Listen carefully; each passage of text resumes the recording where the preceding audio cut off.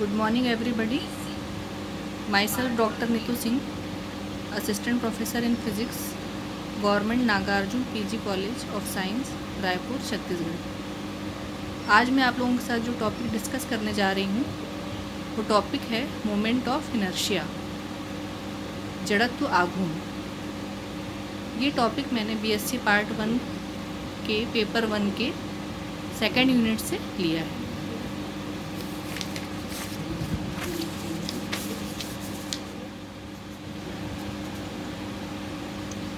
इस टॉपिक के अंतर्गत जिन बिंदुओं पर मैं चर्चा आपसे करूंगी वो मैं आपसे डिस्कस कर लेती हूँ। सबसे पहले हम इंट्रोडक्शन देखेंगे, जिसमें मैं आपको बताऊंगी कि इनर्शिया क्या होता है, जड़त्व क्या होता है और मोमेंट ऑफ इनर्शिया क्या होता है, यानी जड़त्व आघूर्ण क्या होता है। उसके बाद हम मैथमेटिकल एक्सप्रेशन निकालेंगे मोमेंट ऑफ इनर्शिया के लिए, जड़त्व आघूर्ण के लिए, गणितीय व्यंजक।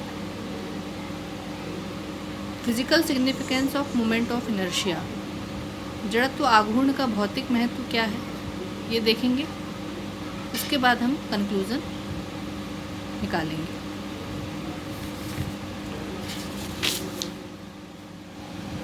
सो first of all I would like to describe what is moment of inertia. Moment of inertia को समझने से पहले हम ये समझ लें कि इनर्शिया क्या होता है। व्हाट इज़ इनर्शिया, जड़त्व क्या होता है। Everybody has an inherent property to oppose the change in its state of rest और state of motion. This property is called inertia. इसका अर्थ ये है कि प्रत्येक पिंड में ये गुण पाया जाता है कि वो अपनी अवस्था में होने वाले परिवर्तन का विरोध करता है। यदि वो स्थिर अवस्था में है तो वो उसमें होने वाले परिवर्तन का विरोध करेगी, और यदि वो गत्यावस्था में है तो उसमें होने वाले परिवर्तन का विरोध करती है। तो ये पिंड का गुण होता है जिसे हम जड़त्व कहते हैं। The second thing is that inertia of the body depends on its mass. अर्थात जो पिंड का जड़त्व है वो द्रव्यमान पे निर्भर करता है। यदि मास ज़्यादा होगा, द्रव्यमान ज़्यादा होगा तो जड़त्व भी ज़्यादा होगा, मास कम होगा तो जड़त्व भी कम होगा। मोमेंट ऑफ इनर्शिया, जड़त्व आघूर्ण। A body remains at rest और remains rotating with the same angular velocity about the same axis unless an external torque is applied on it. This property is called moment of inertia. इसका अर्थ ये है कि यदि कोई वस्तु घूर्णी गति कर रही है तो वो सेम कोणीय वेग से घूर्णी गति करती रहती है, और यदि वो स्थिर है तो स्थिर ही रहती है जब एक बाह्य बल आघूर्ण जब तक कि उस पर एक बाह्य बल आघूर्ण ना लगाया जाए। तो ये जो गुण है घूर्णी करती हुई वस्तु का, इसे हम जड़त्व आघूर्ण कहते हैं। यदि हम मैथमेटिकल फार्मूले के रूप में देखें तो जो कण है उसका जड़त्व आघूर्ण या पिंड का जड़त्व आघूर्ण जो है वो I=mr² होता है, जहाँ m जो है वो कण का द्रव्यमान है और जो r है वो कण की दूरी है घूर्णी अक्ष से, distance of particle from the axis of rotation.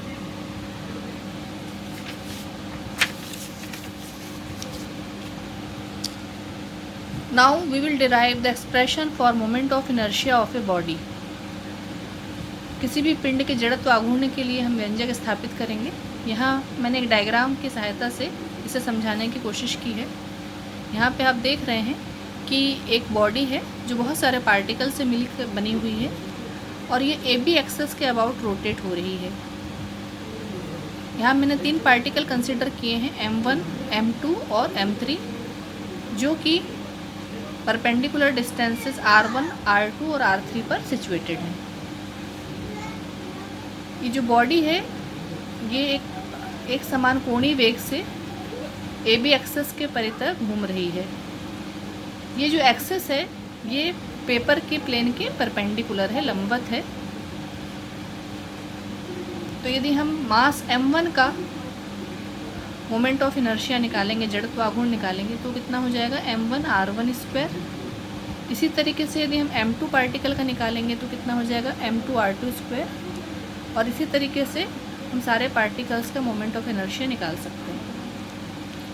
अब चूंकि हमें इंटायर बॉडी का मोमेंट ऑफ इनर्शिया चाहिए, जड़त्व आघूर्ण चाहिए, so the moment of inertia of entire body I is equal to m1r1 square plus m2r2 square plus m3r3 square and so on. तो हम इसको इस तरह से भी लिख सकते हैं I is equal to summation mr square. Thus, moment of inertia of a body about an axis of rotation is equal to the sum of product of mass and square of its perpendicular distance from the axis of rotation for each particle of the body। अर्थात एक body का जो जड़त्व आघूर्ण है किसी भी अक्ष के परितः, वो मास और जो दूरी है घूर्णी अक्ष से दूरी के वर्ग के गुणनफल के बराबर होता है। तो हम ये कंक्लूड कर सकते हैं, निष्कर्ष निकाल सकते हैं कि moment of inertia depends upon number 1 the mass of the body and number 2 the distance of mass, the distribution of mass with respect to the axis of rotation. अर्थात जड़त्व आघूर्ण दो उस पर डिपेंड करता है। पहला तो किसी भी पिंड के मास पे डिपेंड करता है, द्रव्यमान पे डिपेंड करता है, और दूसरा घूर्णी अक्ष के परितः द्रव्यमान के वितरण पे भी निर्भर करता है। So I changes by change in size or shape of the body or by changing the axis of rotation। तो जड़त्व आघूर्ण है, किसी भी पिंड का जड़त्व आघूर्ण वो उसके साइज शेप पे डिपेंड करता है। साइज चेंज होगा या शेप चेंज होगा तो जड़त्व आघूर्ण भी चेंज हो जाता है।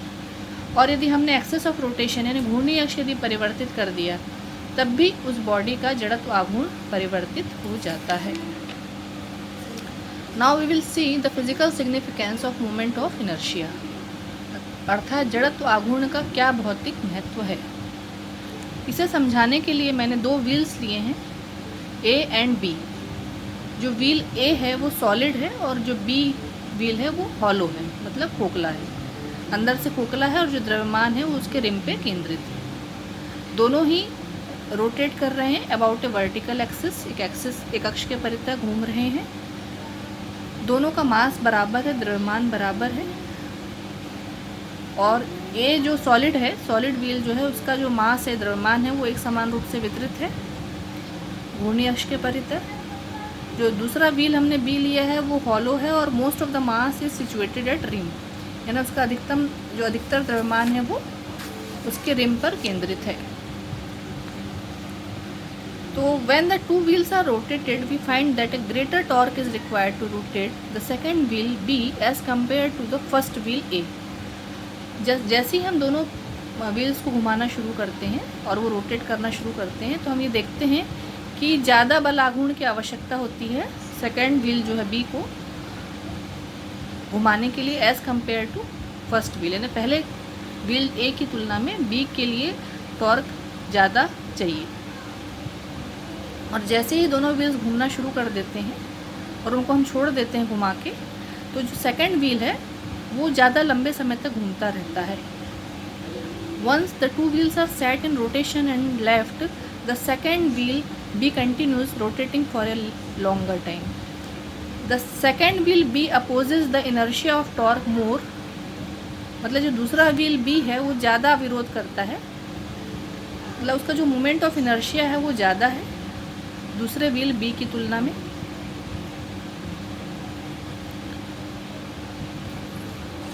Both are of the same masses and rotate about the same axis, मतलब बी जो हमने व्हील लिया है उसका मोमेंट ऑफ इनर्शिया ज़्यादा है और ए का कम।